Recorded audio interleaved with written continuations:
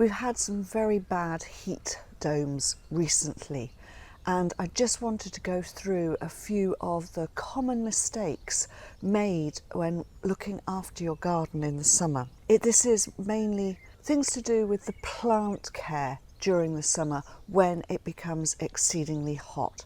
So let's take a look at that. Hello, I'm Rosie Hardy. This is Rosie Hardy Gardening. If you enjoy this video, please leave a like and leave a comment below. One of the biggest mistakes centres around the watering. So watering little and often, people think this is a good idea. However, if you just put a small amount on and you do it regularly, the root growth is not as good. So what happens is when you water little and often, although it looks as though your plant is doing really well, what basically happens is that they tend to put their roots very, very shallowly at the top. Even in a container, it will be those top roots which are always out there and collecting water, and that means that they haven't got a lot of deeper roots, and those deeper roots are therefore getting drier, and therefore the plant actually dries out quicker. So it is far better if you give them a good soak. So for instance, if you have your watering can, and you can, and I would suggest when you're watering in the summer months, you don't have your rose, and if you are someone who puts your rose down somewhere, throw it into the bottom of the can and then you will remember where it is. That's what I was trying to do with mine. The reason why I say that is because if you put a spray out over there, that water will evaporate very, very quickly. It's much better if you're using directionally and using it so you've got a nice amount of water going in. Or if you really want to, just tip the whole can over the plant so it gets the whole lot, and you're putting it in and you're putting a lot of water onto one plant, a lot of water into one container, making that container really soaking wet right the way through. Containers will have holes at the bottom, so for instance I've got these little pelargoniums in here, and they're all in tiny pots, so you've got to individually, if I was just to overwater over the top, a lot of that water would be wasted. So you need to get it into the centre of these pots. Actually these are dry and they do need water, but your pots have always got holes in the bottom, so any water that goes in the excess will come out. So that's another thing. If you've got containers in the summer, make sure you've got saucers underneath there to just hold and not waste any of that water that you're putting in. So watering a good amount so that you are, and especially when they're in the ground, if you're giving them a good soaking, each individual plant, then they will put more roots down, and that will be far better for them, rather than having that shallow root where they won't be absorbing too much water. Exactly the same with the containers. Give them a good amount of water, and what I always do with mine is I give them a good amount of water, I go around and do the lot, and then I go back and give them a second water, because once they've had that first wetting, the second wetting will go in and really get absorbed. So that is something else to think about. Always go back and re-water, because it's amazing how much better they will be with a good soak, then another good soak, and that's it. Not just a little bit of water and then again a little bit of water. So that is something to look for. The other one is, don't assume when your plant looks as though it is wilting and it's drooped that it actually needs more water. It is just stress, and heat stress in plants is really obvious when we get these real heat times. So if the temperature here in the UK, which doesn't normally get this high, is over the 30 degrees centigrade, you will find a lot of your plants are not used to that, and they're also getting warm nights, so they are not used to it, so they stress, and the way that they show they're in stress is that they will droop and they will look as though they are dry. Check the pots first, because what can happen is they may not need more water, they just need it to cool down. If you can, move some of your pots into a slightly shadier spot. That will help the plants. If you can't do that, get some horticultural fleece. Now, normal horticultural fleece like this we use in the winter, but you can use it in the summer as well. So if you've got plant material or things that you just cannot get out of the searing heat, get some of this fleece and just lay it over the top and it makes a huge amount of difference to them. They won't get that really searing hot sun on them, but also it will just keep them fractionally cooler, and then take this off in the evening, let them have the light in. So do a little bit of covering up. Yes, it may not look fantastic, but do you want to have your plants looking good? So that is one tip as well. Cover things over just to give them a little bit of cool, a bit like yourself, cooling down is really good. So make sure that you're not overwatering, because that is it. So check whether the soil is damp. If it's damp, don't give them any more. The other one is watering at the wrong time of the day. So you'll go out, you'll see your plants and you'll feel that they're dry, and you'll give them a little bit of water. Well, that'll evaporate. Yeah, if you're going to give them some water in the middle of the day, move a container into a shady spot, give them some water, or have a bowl at the base and put water. But in the middle of the day when it's really hot, that water is going to evaporate, and you really are better off watering very late in the evening, because even the evening temperatures are going to be warm, which means that you're going to get a lot of evaporation. During this really hot weather, early in the morning is really the best time. 5 or 6 o'clock in the morning is the best time to be out there giving your pots, giving your garden a water. If you're up late, and you're up still at midnight, you can probably see in the garden, then yes, water then, because again, it will have become cool. But the coolest part of the day will be somewhere between dawn and 6 o'clock. So somewhere around about 4 to 6 o'clock in the morning, you will find that is a really good time to be up. If you're a late night person, I apologise, but it is far better to give them the best amount of water is to do that first thing in the morning, giving them that good soak. So the time of day that you do it is really good. Yes, if they really are desperately dry, then, and you have to give them some in the middle of the day, then just give them a little bit. Don't overdo it, just give a little tiny bit just to keep them going, but then you need to give them a good watering. So early morning is by far the best time for watering in the garden and in your containers. In the hot of the summer, what other things are the common mistakes that people are making? One is they forget that plants that are in containers are going to dry out far quicker than plants that are in the garden. In the garden, there's a lot more space for water to be held. They've got more root growth. When they're in a container, they are literally contained, and they don't have any help from the point of view that the roots can't go any further than that container. So that is something to think about. Hanging baskets will dry out very quickly.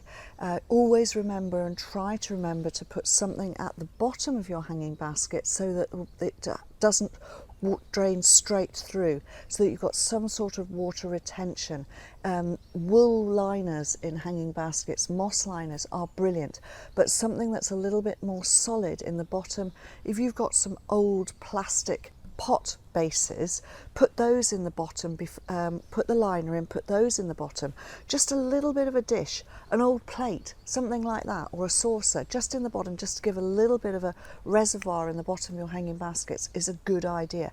But use something natural like moss or woolen liners, because those will stay wetter longer and help maintain. So just remember, they are things that are going to dry, especially a hanging basket sitting up here with a lot more wind going on it, and the wind is going around the area where the moss and everything is as well, so it dries that out.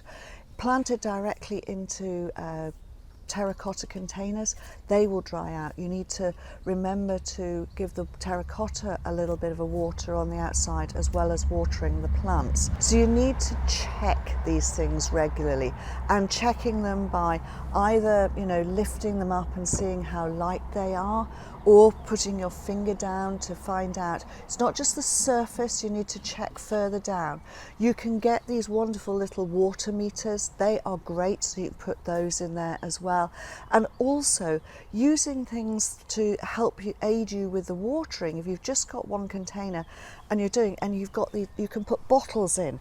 So putting a bottle in, or even a pot, these will let out a little bit of water, but if you've got something like that, in the side and you put the water into this, it will let the water go out a little bit less. So it's like a reservoir.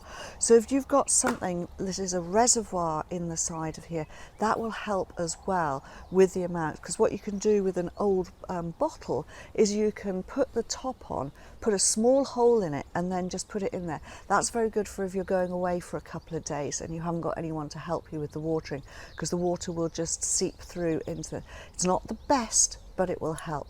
So always remember the things that will dry out fastest. Even when you've got areas in the garden where it's much shallower soil, if you've got xeric plants in there, then they're usually perfectly fine.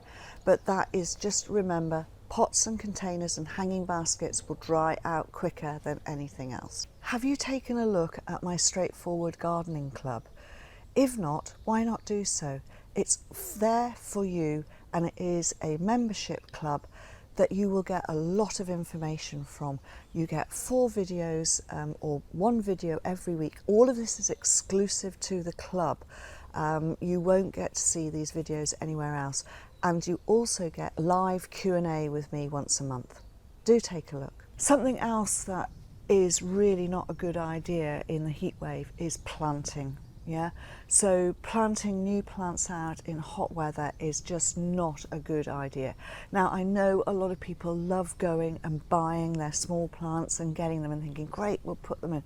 But you're better off leaving them in their containers, putting them somewhere shady, keeping them watered. You know, get a tray or something that will hold water, put them into that, and make sure that they're not overwatered, but they are in the cool. And then when the weather gets a little bit more cloudy, you get a little bit of natural rain and the temperatures come down, then start thinking about planting. And this is the same with, you know, even sowing a little bit of seed for your vegetables and things like that. So do make sure that you wait until it is cooler, there is cloudier weather, and then you will be able to do your planting when it is much better. Because basically what happens with a young plant when you try and put it into hot, drier ground and then you water, even if you water well into the hole and do all of the things that you should do, because of that temperature, it really takes too much effort for it to try and establish itself properly. So wait until it's cooler. If you really have to plant, then do plant out in the cool of the evening or the cool of the morning. Cool of the evening would be better, because then you can soak it, you can put it in, cover it with fleece. If you've got new plantings, then cover them with fleece. Give them a helping hand. The fleece is there, it's a protective, yes, it's an insulating material, but it stops the amount of sunlight that gets onto the plant. So that is something, if you really have to, then utilize your fleece again for that. But please try not to plant in a heat wave. Why do I say wait until it's cloudier? In cloudier conditions, the plants are not using as much energy. So that is something to think about as well. So they will do far, far better if you can just be a little bit more patient, just look after them a little bit longer in their containers and then plant them out when the conditions are much more favourable. Then the other thing, which some people think is really strange, but regular dead heading. Plants use a huge amount of energy when they are producing seed. So for instance, if you've got your young plant like this and you've got a flower head that's going over, get those flower heads off as quickly as possible, because that will stop them wasting energy by trying to produce seed. You want more of a show of their flowers, so therefore if you get rid of the dead heads quickly, that will make a huge amount of difference. So it's deadheading your roses, it's deadheading your sweet peas, it's deadheading your pelargoniums, anything that is putting on flower and you don't want it to be having said, get the deadheading done. It's, you know, and again, do that yourself in the cool of the evening, because it's so much better, and it's actually quite a nice job to do, because you wander around and you actually get to look at your garden while you're deadheading. So just be aware that if you can deadhead regularly, stop them going to seed, you will get a better show, and that will help you completely. So, you know, Deadheading regularly is something you should do anyway, but in the heat, get it dead, because the flowers will go over much quicker, so you'll be deadheading far more. And just stop them going to seed, stop them expending energy that they don't require. You can let them go to seed later on in the season if you need them to go to seed. The other thing with deadheading is some people think they need to also prune everything back really hard. Now, it is not a good idea to do severe cutbacks on things. If you've got herbaceous material and it's looking a bit wilty, then by all means reduce it a little bit so that it is not expending too much energy. Try and take older leaves off and leave it so that it hasn't got as much foliage there. That will help it a little bit, but don't do too much. Don't go really severe in the very hot weather. You can have cut down earlier, that is absolutely fine. So wait until the hot weather has gone and then look at material, see what material is not looking so good, then take it back. And because although it is in a stressed state, what happens is if you go and cut it back even more, you put the plant under more stress. So just a little bit, just to remove any excess that it's not using properly, or bits that have wilted and don't look very good, by all means take those off. But wait to do the much more severe cutting back until the weather has got a little bit better and that the soil has then got more moisture and it is wanting to regrow. Then you can get rid of the material that has died off and then bring it back through. So just be a little bit careful on how much of that cutting back you do. I mean, I know I always say when it gets hot and if the plant is looking not looking very healthy, then cut it back. But don't do it while it is a hot heat wave period. Wait until it has finished, or if you knew the heat wave was coming, I mean we have been warned about some of these heat waves, then you know some plant material needs to be cut it back before you get the heat wave. Give it a good water. It will be in a state where it can cope with the heat wave far more, rather than while the heat wave is on going, oh, suddenly it's already under stress and you go and give it a cut, you stress it even further. So that is something to be aware of. Wait until the heat wave has gone, then take a look at plant material. Give them a cut back, give them a water, give them a little bit of food, and you'll find that they come back far more. So that is just something else to add there. Enjoy your garden, make sure you are hydrated as well with water, and hydrate your plants at the correct time of day. If you want to watch another video of mine, YouTube thinks this one is perfect for you.